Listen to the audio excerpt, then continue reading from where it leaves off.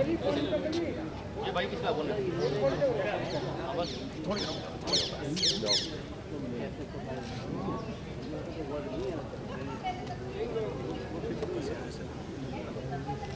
Nation news India में आपका हार्दिक स्वागत है। आज हम भारत में आए दिल्ली के अंदर और समाज कल्याण मंत्री के निवास स्थान पर आज गाडगे जी महाराज जी का जन्मदिन मनाया गया। बड़े धूमधाम से मनाया गया। अच्छे अच्छे वक्ताओं ने अपनी बात रखी। हमारे बीच में सफाई आयोग के ऑनरेबल मेंबर रविशंकर जी और जहाँ भी बात की जाती है गाडगे जी महाराज ने जो काम किए थे, आज उसे केंद्र सरकार उसका एक लोहरा बनाकर उसका काम कर रही है और आप इसके बहुत बड़े साक्षी हैं। तो आप इसको कैसा देख रहे हैं? देखिए, जो आज जो संत गाडगे जी की जो पुण्यतिथि थी, उनको दिल्ली के कैबिनेट मंत्री और बहुजन समाज के वर्तमान साहब राजेंद्र गौतम जी के निवास स्थान पर और उसमें बहुजन लोगों में भी बुद्धिजीवी लोग यहाँ आपने देखा कितनी मात्रा में आए जी, और उन सबका हम धन्यवाद भी करते हैं, क्योंकि जो साहब राजेंद्र गौतम जी का मिशन है जय भीम, लोगों को जागरूक करना, इस संख्या से आपको लग जाता है कि आज जय भीम मिशन में जो जागरूकता अभियान है, उस संख्या से आप अंदाज़ा लगा सकते हैं कि आप वाकई जागरूकता आ रही है। और रही संत गाडगे जी की बात, तो उनके लिए तो कुछ बोलना था, सूरज को दीवा दिखाने वाली बात, क्योंकि उनका एक कार्य था स्वच्छता अभियान। जैसे कि आपने कहा कि भारत सरकार अपना रही है, क्योंकि संत गाडगे जी ने स्वच्छता अभियान चलाया और वो आज भारत सरकार भी इसको अपना रही है, चला रही है, या उसके ऊपर रोटियां सेक रही है, ये भी मैं कह सकता हूँ। तो उसमें मैं आपके चैनल के माध्यम से वर्तमान भारत सरकार से भी एक बात पूछना चाहता हूँ कि जिस तरह का संत गाडगे जी की जो विचारधारा थी और जो उनकी मानसिकता थी और जो उन लोगों को जो स्वच्छता का काम करते हैं आज भारत में या दिल्ली में, उनके प्रति उनकी जो संवेदनशीलता थी, उस हिसाब से क्या आज उस सफाई कर्मचारी को, चाहे वो किसी भी वर्ग से आता है, क्या वो मिल रही है? नहीं मिल रही। भारत स्वच्छ और सुंदर और स्वस्थ बनाने में जो सफाई कर्मचारी का योगदान है, शायद किसी का नहीं। और दूसरी बात, क्योंकि बाबा साहब की बदौलत संविधान के अकॉर्डिंग और साहब राजेंद्र गौतम जी का तक प्रयासों से मैं दिल्ली सफाई कर्मचारी आयोग में हॉनरेबल मेंबर हूँ और वर्तमान में सफाई कर्मचारियों और स्वच्छता सैनिकों की आवाज़ उठाने के लिए और उनके हक अधिकार की बात करने के लिए मैं 24 घंटे वहाँ उपलब्ध हूँ और उपलब्ध रहूँगा, उनकी आवाज़ को करूँगा। इसे तो मैं मानता हूँ कि संत गाडगे जी का जो स्वच्छता अभियान था और उनको जो उनका हक अधिकार दिलाने की जो बात है, वो साहब राजेंद्र गौतम का प्रयास मेरे प्रयास तक रही है और मिलती रही। मतलब हमारे महापुरुषों ने जो कार्य किए उनको तो अपना रही है, लेकिन महापुरुषों क्यों नहीं अपना रही है? क्यों महापुरुषों को जब बात करते हैं तो इस तरीके का अड़ियल रवैया हट धर्मी अपना रखी है कि आज रोडों पे किसान भी हैं और किसानों के अधिकार की बात करें, क्योंकि आज जो हमारा वाल्मीकि समाज में अधिकार और आज किसान भी रोडों पे आ गए। मतलब इन 6 साल के अंदर सभी को रोडों पे ले आए और इतनी हट धर्मी अपना रखी है कि कभी कहेंगे कि भाई 13 करोड़ रुपया अभी सरकार पर है, मतलब आमने सामने बात होती नहीं। जो आपने भी बताया कि जो वर्तमान सरकार की विचारधारा ही जो है, वो विचारधारा इस देश के उन बुद्धिजीवियों की और उन संतों की जिन्होंने इस देश को एकजुटता में पिरोने का कार्य किया, उनके इतिहास को खत्म करने का ही उनका लक्ष्य है। और लेकिन जैसे साहब राजेंद्र गौतम जी शख्सियत अगर मौजूद है अगर हम लोगों के बीच में, तो आज जो हम जो मिशन जय भीम के माध्यम से जो उन शख्सियतों को दोबारा एक तरीके का उनके इतिहास को जो लोगों को बता रहे हैं, तो हमारा मकसद ही यही है कि सरकार जो वर्तमान सरकार है, मोदी सरकार है, एनडीए सरकार है, वो कितना ही जोर लगा दे इनका इतिहास छुपाने का, लेकिन वो इतिहास हम छुपने नहीं देंगे। हम अपने बहुजन लोगों में उनका इतिहास का जो चरित्र है, उनका जीवन चरित्र है और उनका जीवनी है, उसके लोगों में पहुँचाएंगे। और जैसी आपने बात बताई कि आज किसान आंदोलन कर रहे हैं। मैं आपके चैनल के माध्यम से बता रहा हूँ, आज आंदोलन कर कौन नहीं रहा?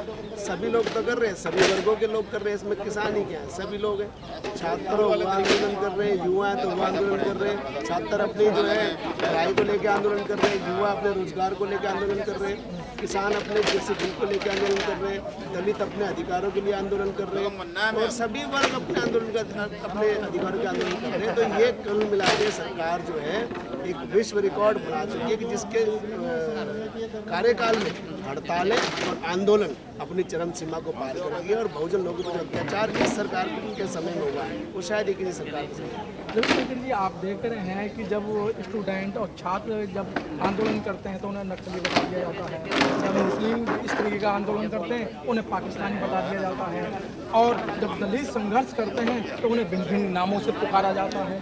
क्या चल रहा है देश के अंदर? और मात्र 9 लोगों को ही पूरी देश की बागडोर ये हाथ में देने जा रहे हैं। अगर सीधा सीधा करूँ मैं, अंबानी, अडानी और रतन टाटा वगैरह वो इनको हाथों में दे रहे हैं, और जो यहाँ का जो मुख्य निवासी है वो त्राही कर रहा है। बड़ी आपने अच्छी बात पूछी और मेरे भी बड़ी अच्छी बात ध्यान आ गई।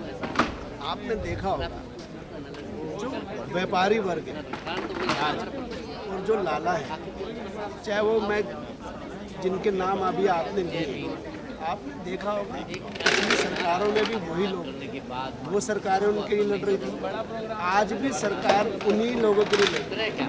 मेरा मतलब ये है कि लाला बदले नहीं है, लाला वही है, सरकारें बदली। तो जैसा आपने बताया कि देश कुछ ही लोगों के हाथ में रह जाएगा, तो ऐसा नहीं है। ये सब अपने माँ के पेट से लेके कुछ भी ज़्यादा नहीं हुआ, ये सब इस देश की प्रकृति की देन है, और प्रकृति की देन पे किसी का भी 9-10 आदमियों का अधिकार नहीं है, उसमें पूरे देश का अधिकार है और बहुजन लोगों का भी अधिकार है। और उसमें जो बाबा साहब ने हमारी हिस्सेदारी की बात की थी, उस पर हम काम कर रहे हैं और आगे काम करेंगे, अपना हक लेकर रहेंगे। लेकिन आप बाबा साहब की बार बार बात कर रहे हैं, और बाबा साहब की बातों को, जो बाबा साहब का संविधान था, हमारे लोग संविधान को नहीं बचा पा रहे हैं। बाबा साहब ने कहा था, और उनके जब सेक्रेटरी ने पूछा बाबा साहब आप कुछ क्यों हो, तो बाबा साहब ने कहा था कि मैंने आज उस रानी के पेट का ऑपरेशन कर दिया जिससे राजा पैदा होते थे। लेकिन आज वही रानी पैदा हो रही है, वही लोग पैदा हो रहे हैं, क्योंकि आगे आने वाले समय के अंदर क्या है कि जो ईवीएम है वही राजा बनाएगी। बिल्कुल आप सही कह रहे हैं कि जो बड़ी मुश्किल से लोगों को समझना है, देश के नागरिकों को समझना है, बड़ी मुश्किल से जो बाबा साहब ने जो एक वोट डालने का अधिकार दिया था, क्योंकि ये लोग तो चाहते ही नहीं थे कि भी कोई लोग ये लोग वोट डालें, उसके अंदर भी कंडीशन थी। लेकिन बाबा साहब ने अपने तर्क वितर्क के अनुसार उस कंडीशन को दूर करा और पूरे भारत के सभी नागरिकों को वोट डालने का अधिकार दिया। अगर आज ये ईवीएम की बदौलत वोट डालने का जो काम करवाना चाह रहे हैं और कर रहे हैं, उसमें कहीं ना कहीं हमारी भी कमी है, देश के नागरिकों की कमी है। जब मैंने बताया कि एनडीए सरकार हो या वर्तमान सरकार ये जो ईवीएम से वोट डलवा रही है या कोई बिल पास कर रही है, तो देश की जनता से भी राय मुशावरा करनी चाहिए, उनसे उनका स्वीकार नहीं होनी चाहिए कि भाई ये चीज़ हम लाना चाहते हैं। जब देश की जनता को स्वीकार नहीं है तो ऐसी चीज़ों को लानी नहीं चाहिए, चाहे वो कोई प्रस्ताव हो, चाहे बिल हो, चाहे ईवीएम। बहुत अच्छी बात। हमारे बीच में और साथी हैं, सर क्या कारण है कि जब आम जनता उस चीज़ को ले नहीं रही है, कृषि जो बिल आया है किसान लोग नहीं ले रहे हैं, जो किसान है वो नहीं ले रहे, उनको जबरदस्ती थोपा जा रहा है, क्योंकि उनको उसमें फायदा नहीं है।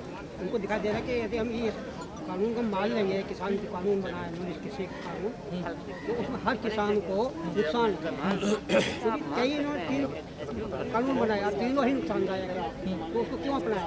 तो सीधी सी बात है, आंदोलन करें, ठीक है जी, हमने हमारी ये मांग है, अब उसको गलत तो दूसरा है अपना, तो हमारे हिसाब से तो उसमें क्या नाम है, मानने में क्या दिक्कत है? रविशंकर जी, जिस तरीके से 2014 सरकार आई है, बहुत बड़े आंदोलन करें, आप लोगों ने भी आंदोलन करें, चाहे 370 की बात करें या और बात करें, 3 तलाक की बात करें, या जिस तरीके से आजकल आंदोलन चल रहा है, सरकार इतने हठधर्मी पे आ चुकी है कि वो पीछे नहीं हटना चाहती। बाकी जो आंदोलन करते हैं वो आज शहादत भी दे रहे हैं, उन पर क्षति भी हो रही है और लोग शहीद भी हो रहे हैं, उन पर कोई ध्यान नहीं दिया जा रहा।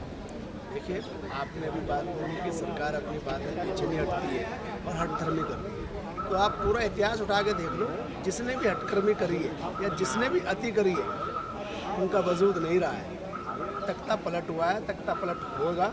अगर संविधान को बचाना है, संविधान को मानना है, तो जो संविधान को बचाने वाले लोग हैं, जो संविधान को मानने वाले लोग हैं, वो चाहे किसी भी वर्ग के हों, वो अपने संविधान की बदौलत इस आवाज़ को आगे उठाएंगे और हटकर्मी किसी की भी चलेगी। संविधान सब कुछ है, संविधान जो है सब खाता है और इसके बदौलत जो आज हर नागरिक को हक अधिकार की बात उसमें लिखी गई है, तो जो संविधान बोलेगा उसे वो सर्वोपरि है। लेकिन सर वो आप संविधान की बात करें कि बाबा साहब की बात करें, जो वर्तमान सरकार है ना तो संविधान को मान रही है, क्योंकि जब संविधान की बात आती है तो वो नहीं मानते। और जो लोग आप जैसे लोग संविधान की बात करते हैं, तेज तरार बोलते हैं, तो आप जैसे लोगों को बहुत जल्दी शिकंजा कसती है। उत्तर प्रदेश के अंदर ऐसा कर दिया, स्पेशल फोर्स बना दी गई है। आप जैसे लोग बोलेंगे और जो मेरे जैसे पत्रकार सीधा क्वेश्चन करेंगे, उनको भी उठा के जेल में बंद कर देंगे, और ऐसे हो भी रहा है।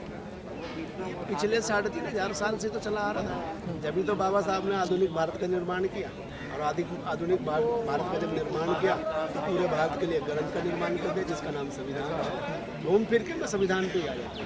मेरा आपके चैनल के माध्यम से जो बार बार संविधान को बताना है, तो लोगों को जागरूक करना है कि अपने हक को, अपने अधिकार को पहचानो।